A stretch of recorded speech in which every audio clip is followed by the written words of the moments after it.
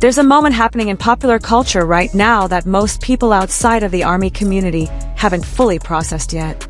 And it happened not on a K-pop fan channel, not on a fancam account with 1 million followers, not on a Weverse notification. It happened on a mainstream Spanish-language television broadcast watched by millions of American Latino households. A news anchor at one of the most powerful television networks in the United States showed up to work with a very specific hairstyle. Blonde braids, styled with intention, worn on live television. And playing in the background of her segment, unmistakably, was the sound of Jimin's song Who. If you're thinking, wait, did that actually happen? Yes, it did. And today we're going to break down exactly why this moment is more significant than it might seem at first glance. Let's start by setting the scene, because context here is everything. On May 23rd, 2026, the BTS World Tour Arirang arrived in Las Vegas, Allegiant Stadium, for sold-out nights, 65,000 fans per night. And from the very first moment that concert began, one member of BTS was dominating every trending list, every fancam platform, and every conversation on social media in a way that even other major artists rarely achieve. That member was Jimin. And the reason? His hair. Jimin, who had already been turning heads throughout the Arirang World Tour with his long, flowing blonde hair, stepped onto that Las Vegas stage on May 23rd with his hair braided. And the internet completely lost its mind. Within minutes of the concert starting, Jimin braids shot to the #1 trending spot on X, that's Twitter, in the United States. Not in the K-pop category, not in the music category. #1. Overall real-time trending. In the music, dance, and celebrity categories simultaneously. Fancam videos from the night crossed 1 million views before the concert was even over. ARMY were posting, sharing, and screenshotting the look from every angle. Ad trucks that fans had prepared in advance were already driving down the Las Vegas Strip with Jimin's face covering all 3 sides. The city of Las Vegas, a city that has hosted some of the biggest names in the history of entertainment, was, for those 4 nights, a Jimin city. And that's not poetic exaggeration. That is documented, reported, verifiable fact. Now here is where Lord Steven enters the story. Lord Steven is not a K-pop fan account. She is not a beauty influencer, not a YouTube creator, not someone who built her platform on trending moments. She is a veteran Dominican-born journalist who earned a master's degree in journalism from Boston University, spent years as a national correspondent for Primer Impacto on Univision, and is currently a co-anchor on Al Rojo Vivo, the flagship afternoon news magazine on Telemundo, which is one of the 2 most-watched Spanish-language television networks in the United States. Her audience isn't the ARMY fandom. Her audience is millions of Latino viewers across America who tune in for news, entertainment, and cultural commentary. These are people who may have heard BTS's name, who might recognize a song here and there, but who are not necessarily deep in the world of K-pop. That is the audience in front of whom Lord Steven appeared with Jimin's iconic braid hairstyle, with who playing behind her. And that, right there, is what makes this moment so powerful. Think about what that actually takes. Think about what has to happen for a mainstream broadcast journalist, someone whose entire career is built on credibility, professionalism, and being taken seriously by a wide audience, to recreate a K-pop idol's hairstyle on live television and play his music in the background. That doesn't happen because of a passing trend. That doesn't happen because someone heard a song once and thought it was catchy. That happens when a cultural figure has reached a level of recognition, of artistic prestige, and of genuine cross-demographic appeal that makes the tribute feel natural. That happens when you're talking about someone who has moved beyond the category of K-pop star and entered the broader category of global cultural icon. Jimin has been building toward this for years. But let's be honest, the journey to this moment has been remarkable even by his own extraordinary standards. When Jimin released Who in July 2024 as the lead single from his second solo album Muse, the song arrived while he was completing mandatory military service in South Korea. He couldn't promote it in person. He couldn't do back-to-back television performances. He couldn't stand on a stage and show the world what the song looked like in motion. And yet, Who became the most downloaded K-pop song in the United States in 2024. It debuted at number 14 on the Billboard Hot 100, making it the highest charting new entry of its release week. It topped the Billboard Digital Song Sales chart. It peaked at number 1 on the Billboard Global 200. In the United Kingdom, it became his highest-charting solo single ever, debuting at number 4 on the UK Singles Chart. And then, because apparently one chart cycle wasn't enough, it returned to the UK Top 5 in January 2025, making Jimin the first solo K-pop act to achieve multiple weeks in the UK's Top 5 with the same solo track. But even that wasn't the end of the story for who? Spotify named it the number 1 most streamed South Korean song globally in the second half of 2024. Consequence, one of the most respected music media outlets in the US, named it the song with the biggest impact in their 2024 K-pop yearbook. On the Billboard year-end charts for 2025, it ranked number 21 on the Global 200 and number 17 on the Global excluding US chart, charting for the second consecutive year. Jimin placed number 81 on Billboard's Top Artists year-end chart, making him the only male K-pop solo artist to appear on that list. And in February 2025, while he was still completing his military service, who became the fastest K-pop song in history to reach 1.5 billion streams on Spotify, achieving that milestone in just 223 days. These are not niche K-pop statistics. These are mainstream global music industry benchmarks. And Jimin was clearing them one by one from a military base without a single live performance. Now fast forward to 2026. BTS is back.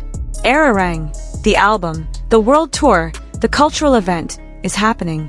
And the moment Jimin steps back onto a world stage, the numbers and the cultural impact scale up in real time. Las Vegas was just the latest proof. What made the Las Vegas concerts so significant beyond the sheer scale? 4 sold-out nights, 65,000 fans per show. A citywide cultural takeover was the specific way in which Jimin commanded attention. It wasn't just that he was there. It was the detail, the intentionality, the braid. Because Jimin doesn't make random aesthetic choices. Every styling decision, every performance element, every visual that he presents to the world carries thought and craft behind it. And when he walked out onto that Allegiant Stadium stage on May 23rd with his long blonde hair braided, it communicated something. It said, "This tour, this era, this version of me, it's reaching out beyond the arena, beyond the fandom, beyond the usual borders of what a K-pop concert means." And the world responded accordingly. During the freestyle section of Body to Body, one of the Arirang album tracks produced by Diplo and Ryan Tedder, Jimin performed a two-spin, and what reporters described as a sensual groove that sent the audience into a frenzy. The fan cam clips circulated everywhere. The trending topics held their position for hours. And outside the stadium, on the Las Vegas Strip, those 3-sided ad trucks that ARMY had prepared were driving past casinos, hotels, and concert venues with Jimin's face on every panel. Fans who had nothing to do with the concert, tourists, Vegas locals, people just walking down the street, were seeing Jimin's image as part of the city's visual landscape. That is what mainstream penetration looks like. That is how a K-pop artist becomes something more. And then, as if to punctuate the entire Las Vegas moment with an exclamation mark, on May 25th, the evening between the first 2 shows and the final 2 shows, BTS appeared at the 52nd American Music Awards at the MGM Grand Garden Arena. In their first appearance at a major American awards show in 4 years.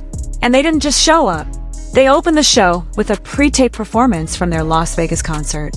They won Artist of the Year. Only the second time in AMA history they've won that award, making them one of just 4 artists ever to win it multiple times. They won Song of the Summer for Swim.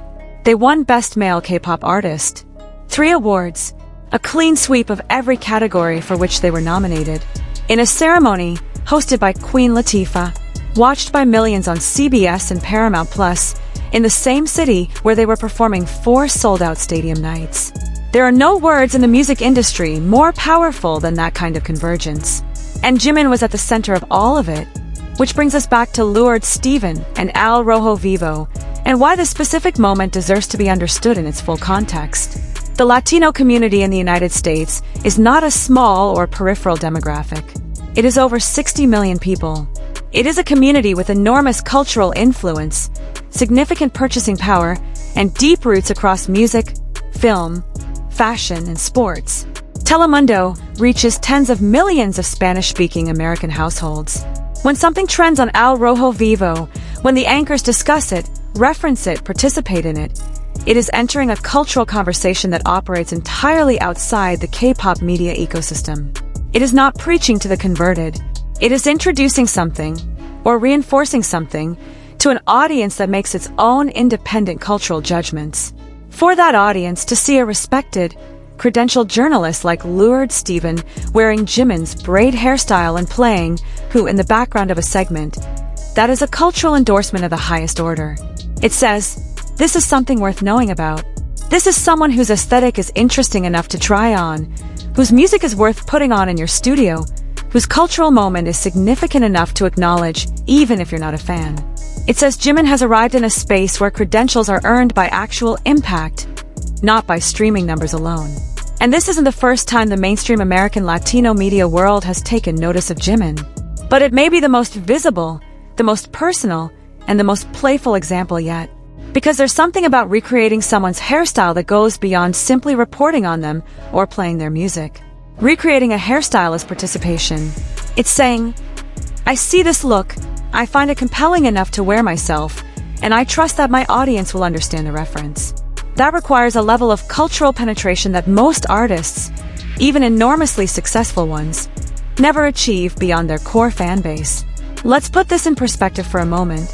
How many artists in the world, right now, could have a specific hairstyle that they wore at a stadium concert go viral to the extent that a national television anchor recreates it days later on a live broadcast? Think about that honestly. Think about the artists who are genuinely global at the level where a single stylistic choice creates that kind of ripple.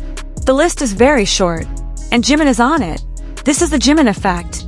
Not as a fan phrase, not as marketing language, but as an observable, documentable pattern of cultural influence that crosses genres, languages, demographics, and media ecosystems.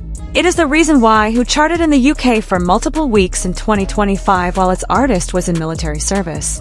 It is the reason ad trucks drove through Las Vegas with his face on them before the concert even started. It is the reason a Dominican-American journalist at a major television network showed up to a live broadcast having done her hair the same way he did his. It reaches places that calculated promotional campaigns cannot reach because it is driven not by budget or algorithm, but by genuine artistic impact. There's a conversation that happens sometimes in media and music criticism, a slightly dismissive conversation, about K-pop and whether its success is real, or whether it's the product of highly organized fanbase activity. And look, it's a fair question to examine. Fan mobilization is absolutely part of the K-pop ecosystem. But what it cannot explain is what we're describing today. It cannot explain why a journalist who is not immersed in fandom culture woke up one morning and decided to do her hair like Jimin for a live television segment. Fan organization doesn't produce that. Organic cultural resonance produces that.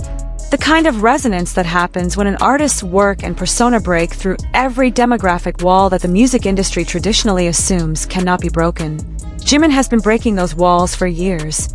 His artistry defies the neat categories that the industry likes to assign. He is a vocalist of extraordinary range and emotional precision, who is proof enough of that.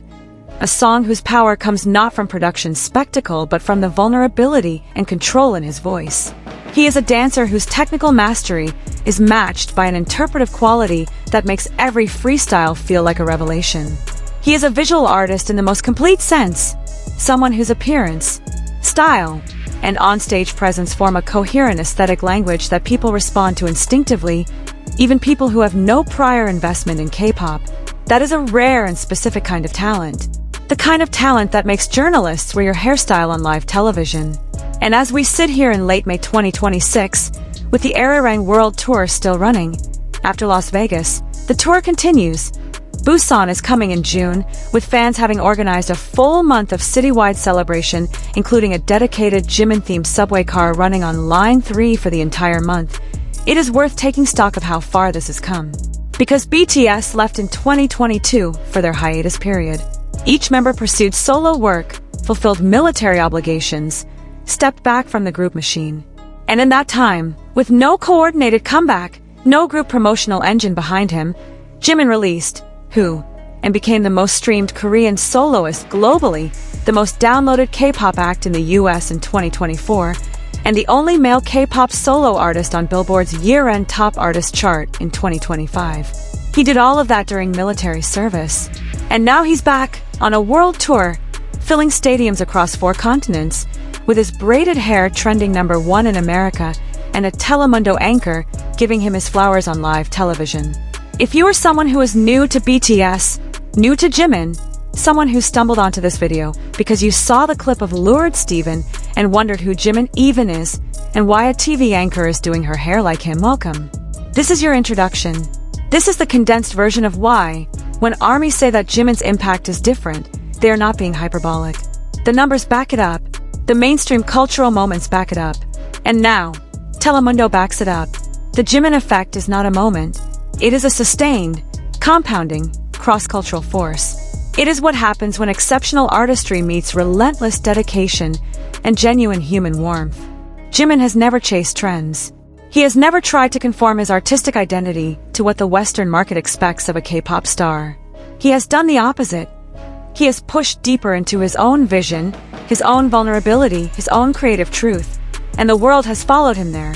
Into the braids, into the concert halls, into the trending lists, into the studio of Al Rojo Vivo on Telemundo, where a journalist who covers global news put on his hairstyle and played his song because she wanted to, because she felt it, because the Jimin effect is real and it doesn't ask permission before it arrives somewhere new. There is one more thing worth saying before we close. This moment, Lured Steven's tribute, is beautiful not just because of what it means for Jimin's cultural reach, but because of what it says about music's ability to build bridges. Al Rojo Vivo speaks to a community that has its own rich, complex, deeply layered cultural identity. Latino viewers don't need K-pop. They have some of the most vibrant and globally influential music traditions in human history. And yet, here is one of their television anchors, celebrating a Korean artist's hairstyle, playing his music, participating in the moment. Not because she was told to, not because of a sponsorship, not because it's a story she was assigned, but because the music moved her enough to bring it into her workspace and share it with her audience. That is what genuine cultural exchange looks like. That is what art is supposed to do. It is supposed to reach across every border, language, nationality, genre, generation, and connect. Jimin's music does that. His artistry does that. His presence does that. And Lured Steven, on a regular afternoon on Telemundo, proved it. Now, if you're watching this and you haven't subscribed yet, please do. Hit the subscribe button. Turn on notifications, because we cover every major Jimin and BTS moment as it happens. The concerts, the chart records, the cultural milestones, and yes, the moments like this one, where the Jimin effect reaches somewhere unexpected and reminds us all just how wide this wave is traveling. If you're part of ARMY, drop a purple heart in the comments. If you're new here, and this was your introduction to Jimin, let us know. Tell us what brought you to this video, because we'd love to hear it. And if you have something to say about Lured Steven's tribute, about the Las Vegas concerts, about the era in general, the comment section is yours. We read everything. The BTS Arirang World Tour continues. Las Vegas has spoken. Telemundo has spoken. And if you've been paying attention, you already know this is only the beginning.